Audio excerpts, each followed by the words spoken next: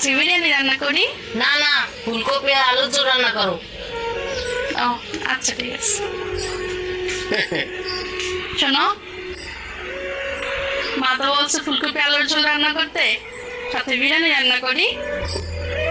না না, এইবারে কেউ বিরিয়ানি পছন্দ করে না, তাছাড়া তুমি ফুলকপির আলুর ঝোলে রান্না করো। ও আচ্ছা ঠিক আছে।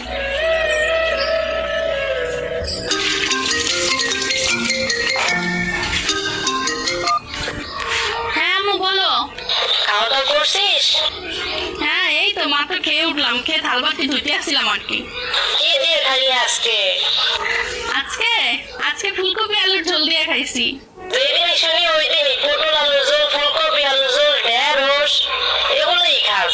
তোর তো অনেক বিরিয়ানি পছন্দ, বিরিয়ানি কি রান্না হয় না? আরে বিরিয়ানি তো সপ্তাহে 3 দিনই রান্না হয়, তুমি তো জানো।